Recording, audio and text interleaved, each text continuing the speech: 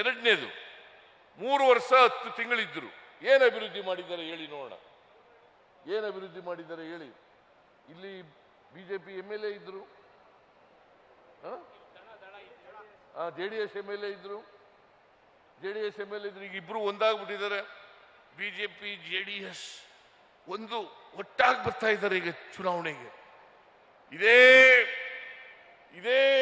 ದೇವೇಗೌಡರು ಯಾವ ಕಾರಣಕ್ಕೂ ಕೂಡ ಬಿಜೆಪಿ ಒಂದು ಕೋಮುವಾದಿ ಪಕ್ಷ ಅಂತ ಹೇಳ್ತಿದ್ದವರು ಈಗ ನರೇಂದ್ರ ಮೋದಿಯವರನ್ನ ಹಾಡಿ ಹೊಗಳ್ತಾ ಇದ್ದಾರೆ.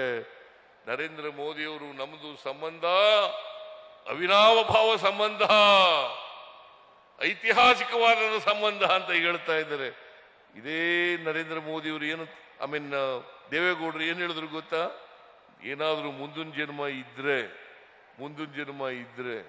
ಜನ್ಮದಲ್ಲಿ ನಾನು ಮುಸ್ಲಿಂ ಆಗಿ ಹುಟ್ಟುತ್ತೀನಿ ಅಂತಕ್ಕಂಥ ಹೇಳ್ದಂತ ದೇವೇಗೌಡರು ಈಗ ಬಿಜೆಪಿ ಜೊತೆ ಸೇರ್ಕೊಂಡು ನರೇಂದ್ರ ಮೋದಿಯವರನ್ನ ನಾಡಿ ಹೊಗಳ್ತಾರಲ್ಲ.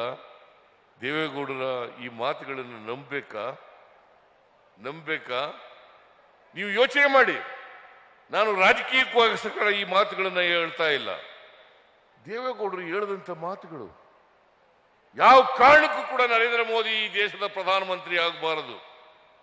ಒಂದು ವೇಳೆ ನರೇಂದ್ರ ಮೋದಿಯವರು ಪ್ರಧಾನಮಂತ್ರಿ ಆದರೆ ಈ ದೇಶವನ್ನೇ ಬಿಟ್ಟು ಹೋಗ್ತೇನೆ ಅಂತೇಳಿ ದೇವೇಗೌಡರೇ ಹೇಳಿದ್ರು. ಈಗ ಇದ್ದಕ್ಕಿದ್ದಲ್ಲಿ ನರೇಂದ್ರ ಮೋದಿಯವರ ಮೇಲೆ ಪ್ರೀತಿ ಬಂದ್ಬಿಟ್ಟಿದೆಯಲ್ಲ ದೇವೇಗೌಡರೇ. ನೀವು ಮಣ್ಣಿನ ಮಗನ, ರೈತರ ಮಗನ, ನೀವು ರೈತರ ಪರವಾಗಿ ಮಾತಾಡ್ತಾ ಇದ್ದೀರಾ? ಇದು ಇವತ್ತು ಚರ್ಚೆ ಆಗ್ಬೇಕಾಗಿರ್ತಕ್ಕಂಥ ವಿಚಾರ. ಇದನ್ನ ನೀವೆಲ್ಲ ಅರ್ಥ ಮಾಡ್ಕೊಳ್ತೀರಿ ಅಂತಕ್ಕಂಥದ್ದು ನನ್ನ ಭಾವನೆ. ಕೇವಲ ಸ್ವಾರ್ಥಕ್ಕೋಸ್ಕರ ಅಧಿಕಾರಕ್ಕೋಸ್ಕರ ಇವತ್ತು ಬಿಜೆಪಿಯವರು ಮತ್ತು JDSನವರು ಅಪವಿತ್ರ ಮೈತ್ರಿಯನ್ನ ಮಾಡ್ಕೊಂಡಿದ್ದಾರೆ.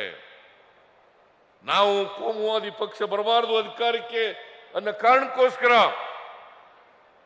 ಯಾವ ಕಾರಣಕ್ಕೂ ಕೂಡ ಕೋಮುವಾದಿ ಪಕ್ಷ ಅಧಿಕಾರಕ್ಕೆ ಬರಬಾರದು. ಕಳೆದ ಸಾರಿ 2018ರಲ್ಲಿ ನಾವು 80 ಸ್ಥಾನಗಳನ್ನು ಗೆದ್ದಿದ್ರು ಕೂಡ ಇವರು 37 ಸ್ಥಾನಗಳನ್ನು ಗೆದ್ದಿದ್ರು. ಆ 37 ಸ್ಥಾನದವರಿಗೆ ಮುಖ್ಯಮಂತ್ರಿ ಮಾಡಿದ್ದ ನಾವು, ಆದರೆ ಅಧಿಕಾರ ಉಳಿಸ್ಕೊಳ್ಳಲಿಲ್ಲ. ಯಡಿಯೂರಪ್ಪನವರು ಇವ್ರ ಸರ್ಕಾರನ ಬೀಳಿಸ್ಬಿಟ್ರು.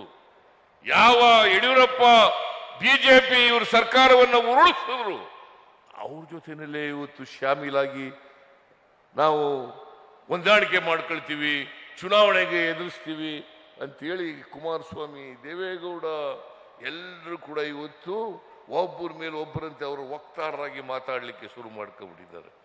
ದಯಮಾಡಿ ಇವರಿಬ್ಬರನ್ನು ಸೋಲಿಸಿ ಈಗ